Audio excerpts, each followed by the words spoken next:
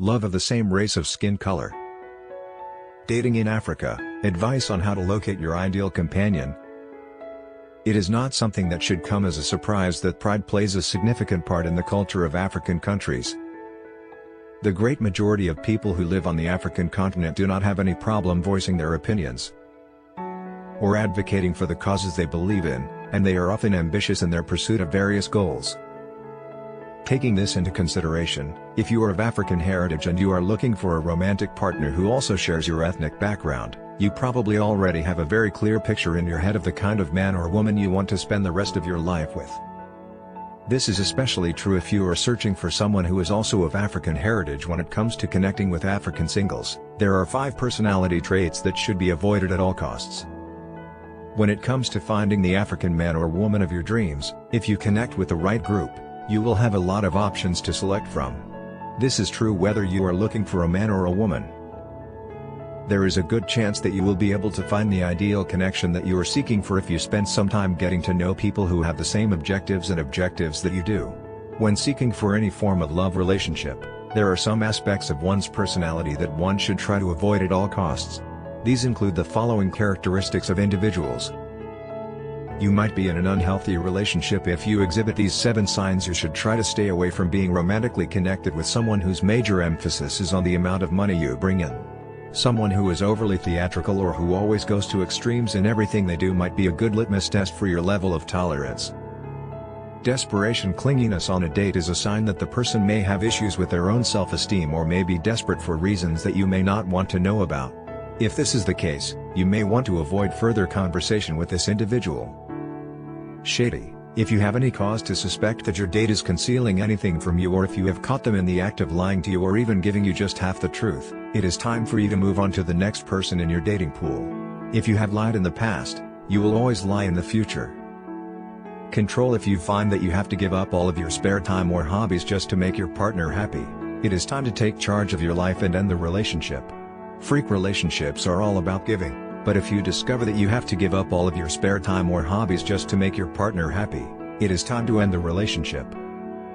When it comes to dating, now that you are aware of some of the pitfalls to avoid, the following are some of the red flags you should keep an eye out for. Keep in mind that appearance is only the surface. Although it is indisputable that a person's level of physical attractiveness plays a vital role in the dating process, it is essential to keep in mind that this is not the only thing that should spark your interest in a potential partner. Seek for an individual who is not just intelligent but also have a unique personality. Using one's brain and one's reasoning. This is a trait that is highly valued and is an excellent indication that the person you are considering as a prospective spouse is well informed and able to think for themselves.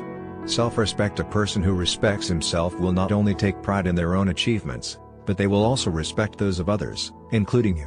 When should you call to schedule the second date? First date. A wonderful opportunity to meet someone special. There is no justification for you to feel pressured into pursuing a romantic connection with someone who does not interest you or who is working toward other objectives.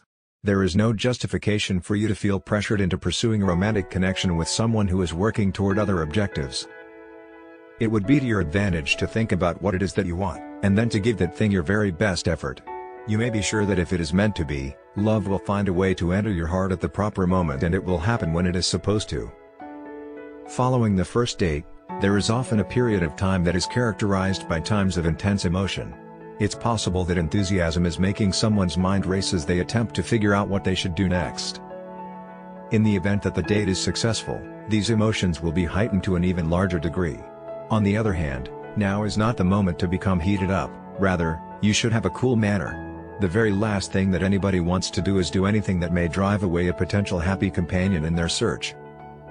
The ideal time to call after a first date is 2 days after the event, according to Dating Advice. The phone call after your first date, an exciting experience that may await you. There are a lot of intriguing single people who are just dying to talk to you as soon as they have the opportunity to pick up the phone. There is no set time limit on how long it takes to get to know someone. Rather, it may take as much time as it needs to do so. Patience is essential as a prerequisite due to the nature of the technique. If the relationship is going to be successful, it needs some space to breathe. 1 or 2 days after the first date is an appropriate length of time to collect one's thoughts, and as the old proverb goes, absence makes the heart grow fonder. Making phone calls to potential dates is a straightforward tactic that may be effective. When you finally get around to making that first phone call, be sure to have a cool manner and prevent seeming as though you are interested in the discussion by acting as if you are not interested in it. You should make an attempt to grasp how the other person's date went, and when the occasion is proper, you should express how the date was for you, and you should watch the type of response you receive from saying how the date was for you. If it's a good one, you may want to bring up the idea of another date, or you might want to maintain your distance for a little bit longer. Perhaps you should give them another call in a couple of days, but you should make it a point to ensure that they are left with the idea that you are really interested in what they have to say. You don't want to give them the impression that you aren't, since doing so may lead them to have some apprehensions about it. The arrangements made for the follow-up date. If you did not bring up the second date during the conversation before this one, the call after this one should be devoted to discussing it. It is important to make sure that the venue of the date is a calm place where you will easily be able to talk with the other person and find out a little bit more about them. On subsequent occasions, two people who are having a good time together could find themselves gravitating toward one another. It's possible to uncover comedic potential in completely novel experiences, such as bowling for the very first time. Because laughter is such a delightfully romantic emotion, it is important that the two of you learn how to laugh together. In the time that follows your first date, you can find yourself in the middle of an exciting and overwhelming encounter. If you keep your cool, don't let on that you're fascinated, and remember to relax, everything should go down without a hitch. This essay is about love of the same race of skin color. We all have two choices.